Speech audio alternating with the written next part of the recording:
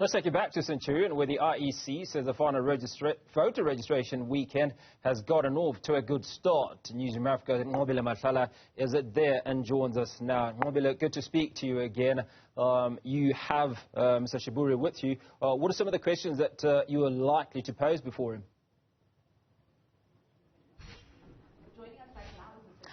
Well, for starters, we want to know how history has been made, because we understand at this point that the numbers that they are looking at is showing that a lot more South Africans than before are going to be voting, if I'm correct. Please speak to us about that. What is this history that you have made already? The voters' roll is a cornerstone of every democracy, and the rate of participation by citizens talks to the health of that democracy.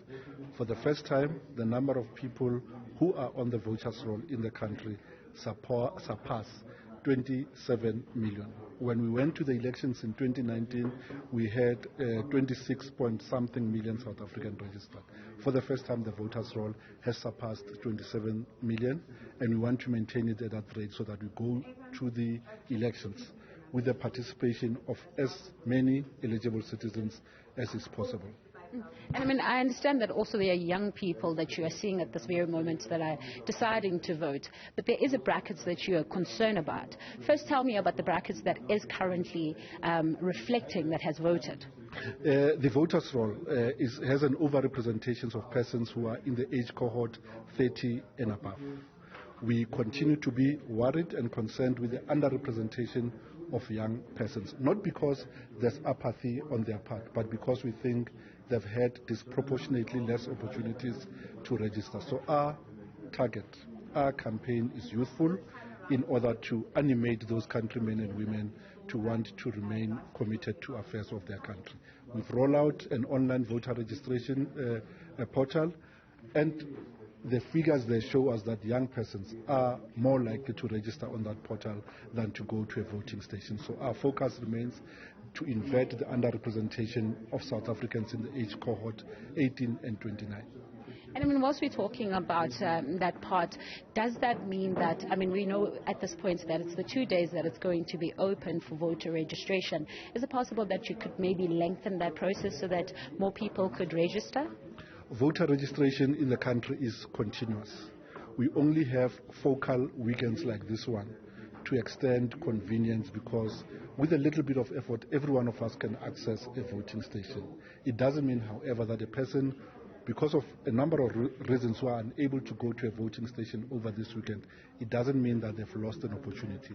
They can still go to a network of local offices to register, or to go online at elections.org.za, create a profile, upload an image of their identity document, and register there online to participate. So people can still register until the date on which the elections are formally pronounced by the President of the Republic. And also we're talking about the dates. I mean, we understand that there's quite a lot of people that are currently on the ground talking about what is currently taking place. But can we say that has there been any form of destruction or any form of people that have been protesting? Indeed, in any event of this magnitude, you expect that there will be people, either because of legitimate or otherwise grievances, who want to take an electoral event to heighten their grievance. We've had those isolated instances. We are working with the South African Police Services.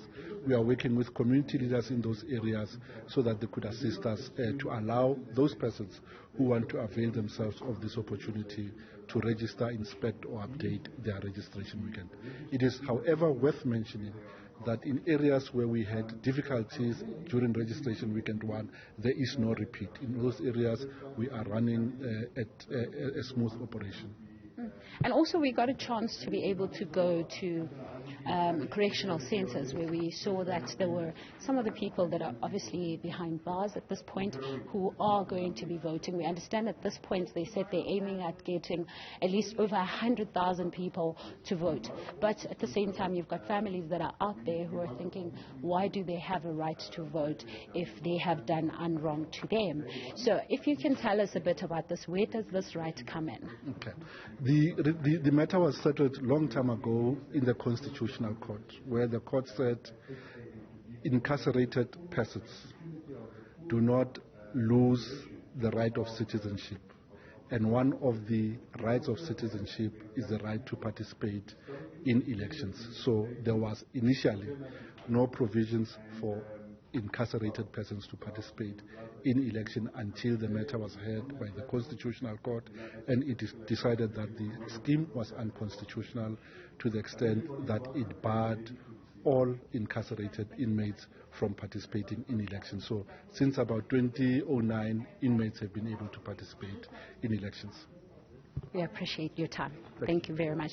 Well, as you can hear, there are quite a lot coming out. It doesn't mean if you haven't voted this week, you haven't been able to register this weekend, that you cannot vote. They're saying that there are various other ways that you can look at, and that one of them being online, where they've seen also numbers there, but a really great concern around young people who are younger than 30 in terms of whether they are going to vote. So they're calling out for those young people to be able to vote, but also touching on that right for people who are incarcerated currently in correctional centers, that they do have that right to vote as per 1999 ruling that took place when they fought for that right to be able to vote and not be excluded, and that's part of the cornerstone of the democracy in South Africa.